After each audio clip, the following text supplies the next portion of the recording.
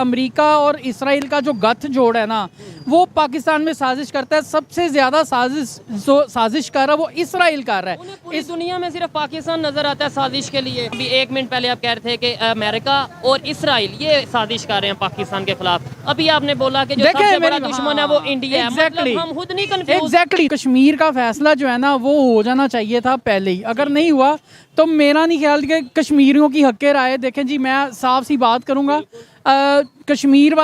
कुछ कश्मीर वाले खुद भी नहीं चाहते कि वो पाकिस्तान का हिस्सा बने, क्योंकि पाकिस्तान के जो हालात हैं वो तो नहीं चाहेंगे। इंडिया के जो कश्मीर है, लेफ्टिनेंट गवर्नर की तरफ से स्टेटमेंट है ये कि आप पहले पाकिस्तान में रोटी कपड़ा मकान तो पूरा कर लें फिर ये बात करना। तो ऐसी स्टेटमेंट के बारे में आप क्या कहें?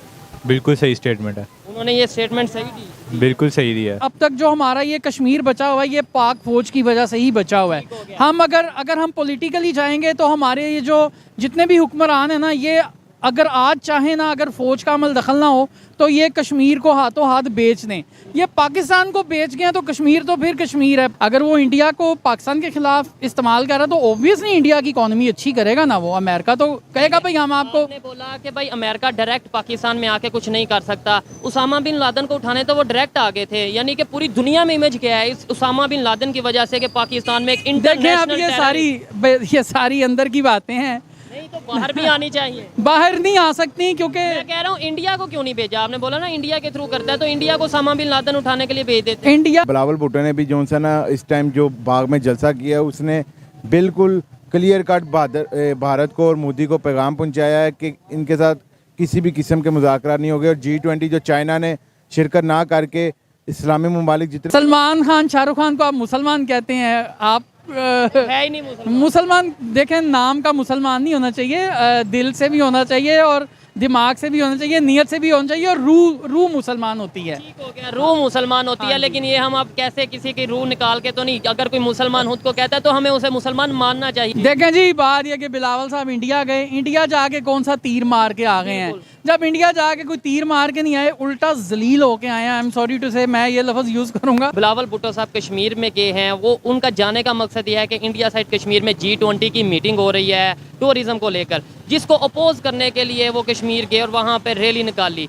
इंडिया के जो जम्मू एंड कश्मीर का जो एरिया है, वहाँ के लेफ्टिनेंट गवर्नर की तरफ से ये स्टेटमेंट आई है कि आप पहले अपने घर को देखें, अपने घर के लोगों को रोटी कपड़ा मकान जो बेसिक नीड्स हैं वो तो पूरी कर लें, फिर इन इश्यूज़ के ऊपर बात करना। तो क्या उनकी स्टेटमेंट ठीक है या नहीं? देखें जी, उनकी स्टेटमेंट मैं समझता हूँ कि बिल्कुल ठीक है। वो बिल्कुल ठीक फरमा रहे हैं कि जी आप पहले अपने घर की तरफ देखें। बेसिकली रोटी कपड़ा और मकान का नारा भुट्टो ने दिया था, ठीक है। भुट्टो को मरे हुए आपको पता है कितना अरसा हो गया है, लेकिन अभी भी सिंध में जिए भुट्टो और भुट्टो जिंदा है। और जब तक ये भुट्टो जिंदा रहेगा ना, मेरा नहीं ख्याल कि ये रोटी कपड़ा और मकान जो है ना ये आवाम को दे पाएंगे। आप सिंध का हाल देख लें, गुर्बत से मरती जा रही है लेकिन भुट्टो आज भी जिंदा है। भुट्टो जी जब तक ये लोग बरसरे इक़्तिदार रहेंगे ना तो भुट्टो को जिंदा ही रखेंगे, और जब तक भुट्टो जिंदा रहेगा अवाम मर जाएगी। ठीक है, बिलावल भुट्टो साहब उन्हीं के मतलब आगे नस्ल से हैं, नाना थे जुल्फ़िकार अली भुट्टो बिलावल भुट्टो साहब के। तो क्या आपको लगता है 75 साल से हमने कश्मीर का नारा लगा के, रैलियां निकाल के, कश्मीर डे की छुट्टी मना के जो उनसे पाकिस्तान का नुकसान किया, प्रैक्टिकली कश्मीरियों को हमने कोई फ़ायदा है सच नहीं दिया? कश्मीरियों को बिल्कुल कोई फ़ायदा नहीं मिला। कश्मीरियों को मेरा नहीं ख्याल कि अगर हम कश्मीर डे मनाने बैठ जाते हैं और ये चीज़ें करते हैं 75 साल से। देखें जी, सबसे पहली बात ये कि कश्मीर का फ़ैसला जो है ना वो हो जाना चाहिए था पहले ही। अगर नहीं हुआ तो मेरा नहीं ख्याल कि कश्मीरियों की हक़ राय। देखें जी, मैं साफ सी बात करूँगा, कुछ कश्मीर वाले खुद भी नहीं चाहते कि वो पाकिस्तान का हिस्सा बने, क्योंकि पाकिस्तान के जो हालात हैं वो तो नहीं चाहेंगे। बहरहाल पाकिस्तान साइड कश्मीर वालों की अब बात करें, इंडिया साइड कश्मीर की बात करें, जो इस टाइम पाकिस्तान में कंडीशन चल रही है, अगर उन्हें ऑफर मिले भी तो क्या वो आना चाहेंगे यहाँ पे? जहाँ पे एक साइड पे उन्हें पेट्रोल मिल रहा है 90 रुपीज़ लीटर, एक साइड पे उन्हें मिलेगा तकरीबन 270-280 रुपये लीटर, वो आना चाहेंगे? एक साइड पे आटा उन्हें 10 रुपये किलो, 15 रुपये किलो, 20 रुपये किलो मिल रहा है, और दूसरी साइड पे उन्हें मिलेगा तकरीबन 150 रुपये किलो, तो वो आना चाहेंगे? मेरा नहीं ख्याल कि वो आएंगे। मकबूजा कश्मीर के लोगों को भी पता है कि जो पाकिस्तान का जो इस वक्त करंट सिचुएशन जा रही है, इकनॉमिकली भी और पॉलिटिकली भी, तो वो लोग जो है ना ऐसे झगड़ों में पड़ेंगे ही नहीं। कौन चाहेगा कि 30 रुपये किलो प्याज छोड़ के तो आप 300 रुपये किलो प्याज लें, ठीक है। तो मेरा नहीं ख्याल, बाकी ये जो बिलावल भुट्टो जो करना चाह रहा है ये अल्लाह बेहतर जानता है। इन लोगों ने ना मुल्क का बेड़ा गर्क कर दिया है। आपको नहीं लगता कि जो हमारे पॉलिटिशियंस हैं, हम बिलावल भुट्टो का सिर्फ नाम नहीं लेते, हमारे प्राइम मिनिस्टर ले लें, हमारे इवन इमरान खान साहब की बात कर ले, ये अगर नारा लगाते हैं कश्मीर का, अगर जज्बाती स्टेटमेंट्स देते हैं तो वो पाकिस्तानी पब्लिक की सोच के मुताबिक देते हैं कि भाई इन्हें पता है कि इन्हें नारा नूरा लगा के जज्बाती स्टेटमेंट दे के पाकिस्तान जिंदाबाद, कश्मीर बनेगा पाकिस्तान कह के तरखा देंगे, डेवलपमेंट की कोई बात हो ना हो ये पूछेंगे ही नहीं, वोट ले लेंगे बस। देखें मेरी बात सुने, बात वही आती है कि कश्मीर का इशू जो है ना वो मैं अब आपसे क्या डिस्कस करूं।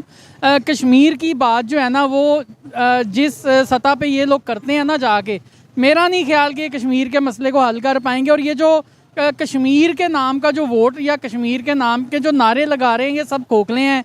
कश्मीर पे जो है ना बात यह है कि अवाम तक तो कोई बात कश्मीर के ख़ास तौर पे अगर हम कश्मीर को देखें ना तो अवाम तक कोई जो है ना कश्मीर के ऊपर बात अवाम तक ठीक तरह से पहुंचती ही नहीं है। अब बड़ी सतह पे बड़े लेवल पे क्या सौदेबाजी चलती है, क्या डील होती है, ये अल्लाह बेहतर जानता है। और ये जो है ना किसी इदारे का तो हम नाम नहीं लेंगे, हमारे इदारों ने हमारी पाक फ़ौज ने कश्मीर के लिए बहुत सी जानें जो हैं वो कुर्बान भी की हैं। और मेरा ख्याल है कि अब तक जो हमारा ये कश्मीर बचा हुआ है ये पाक फ़ौज की वजह से ही बचा हुआ है। हम अगर हम पॉलिटिकली जाएंगे तो हमारे ये जो जितने भी हुक्मरान हैं ना, ये अगर आज चाहें ना, अगर फ़ौज का अमल दखल ना हो तो ये कश्मीर को हाथों हाथ बेच दें। ये पाकिस्तान को बेच गए हैं तो कश्मीर तो फिर कश्मीर है, पाकिस्तान को बेच रहे हैं ये एक किस्म का। आपके कहने के मुताबिक पाकिस्तान को ये बेचने के लिए रेडी हैं? बिल्कुल बेच रहे हैं। आप देखें ना कि आप वो जरदारी की पुरानी तकारीर उठा लें तो वो यही बात कर रहा था कि जी जैसे बांग्लादेश बना पाकिस्तान टूटा, हम इसी तरह से सिंध को भी तोड़ लेंगे, अलहदा कर लेंगे। पाकिस्तान को तोड़ने की बातें करते हैं ये, इनके मुंह से कभी आप पाकिस्तान के जोड़ने की बातें आप किसी भी हुक्मरान के मुंह से आप नहीं सुनेंगे। ऐसा क्या किया जाए? देखें मैं अपने तौर पे एफर्ट कर रहा हूँ, थोड़ी बहुत कोशिश कर रहा हूँ कि पाकिस्तान में यूनिटी आए, पाकिस्तान के लोगों को जो रियलिटी है उसका पता चले। सिर्फ नारे, जज्बाती बातें, जज्बाती स्टेटमेंट से आगे निकल के प्रैक्टिकली कुछ करें, ये सोच पाकिस्तान की पब्लिक में, पाकिस्तान की यूथ में, पाकिस्तान के पॉलिटिशियंस में आ भी सकती है या नहीं आ सकती? हम ये बस ऐसे ही चलते रहें? ये ऐसे ही चलेगा पाकिस्तान में। मेरे ख्याल से यूनिटी अब बहुत मुश्किल है। आप ये देखें, उम्मीद तो अच्छे की देखें मैं उम्मीद अच्छे की होनी चाहिए, लेकिन मैं आपको एक बात बताऊं, कहते हैं कि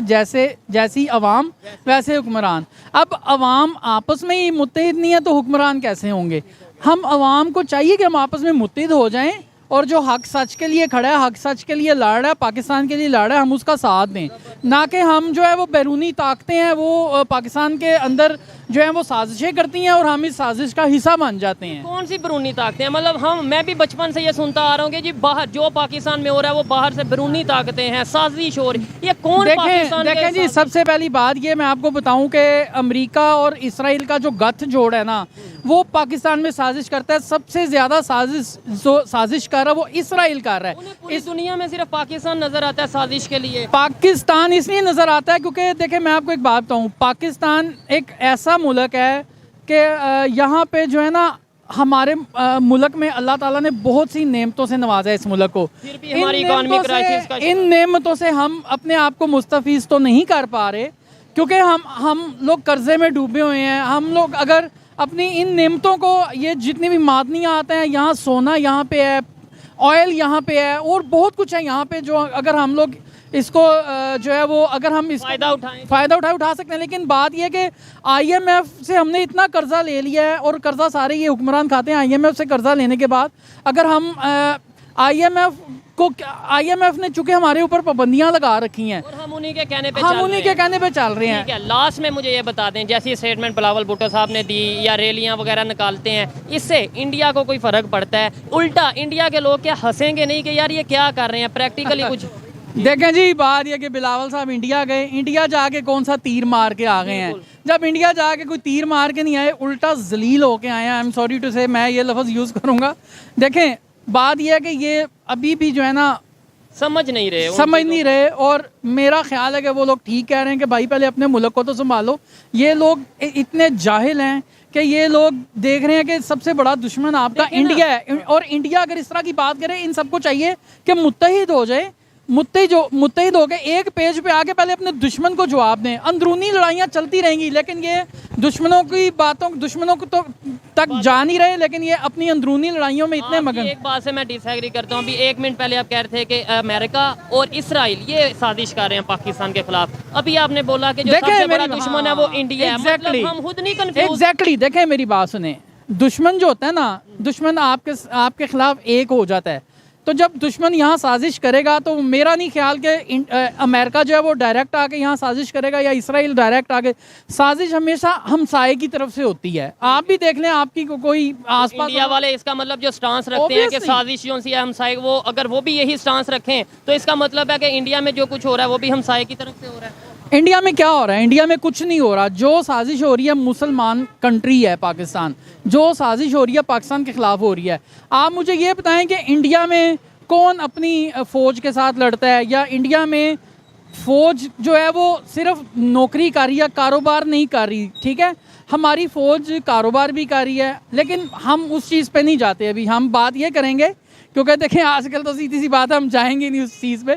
बात ये है कि वो वजह क्या उठा लिया जाता है या मतलब वैसे? देखें जी, मैं आपने स्पेशल कहा ना आजकल, मैं बाल बच्चेदार आदमी हूँ, मैंने अपने बच्चों का मुस्तकबिल देखना, तो मेरा नहीं ख्याल कि मैं अपनी फ़ौज से प्यार करता हूँ। तो मैं नहीं, हर पाकिस्तानी फ़ौज से प्यार करता है, लेकिन बात ये है कि जहाँ अगर कुछ गलत हो तो अगर हाँ, आपको लगे गलत हो रहा है तो वो बोलना चाहिए। बिल्कुल गलत बात ये है कि अकाउंटेबिलिटी नहीं है उनकी। अकाउंटेबिलिटी होनी चाहिए उनकी, मेरे ख्याल से होनी चाहिए।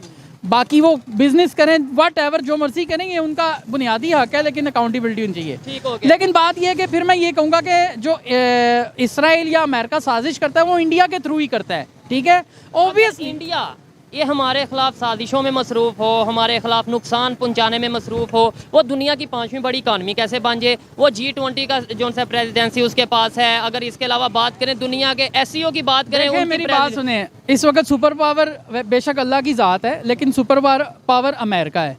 अमेरिका चाहे पाकिस्तान को किसी के खिलाफ इस्तेमाल करे तो पाकिस्तान की इकॉनमी भी अच्छी हो जाएगी।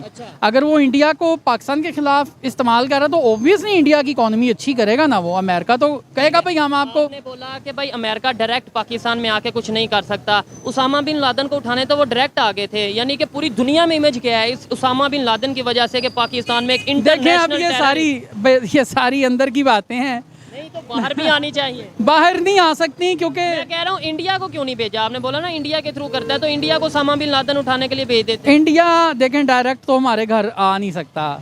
इंडिया आता है तो अल्हम्दुलिल्लाह, इंडिया का जहाज आया था, हमने मार गिराया। ठीक है, टी इज़ फैंटास्टिक जो एक सेंटेंस है वो वहीं से निकला हुआ है।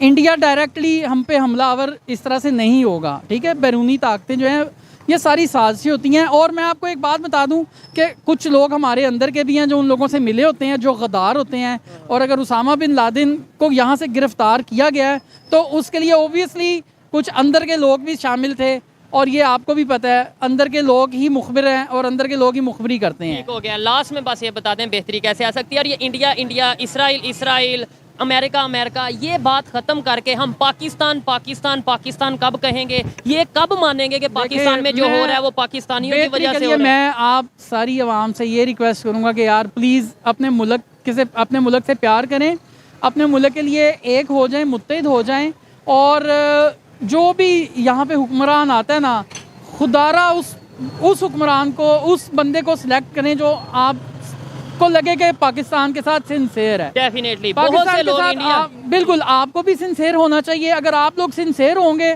तो ऑब्वियसली आपका जो हुक्मरान होगा वो भी सिंसेर होगा। बहुत से लोग, ज़्यादातर लोग कह लें इंडिया की तरफ से भी आपकी ये वीडियो देखेंगे या देख रहे हैं, उनके लिए क्या मैसेज होगा as a Pakistani, as a neighbour country, as a neighbour?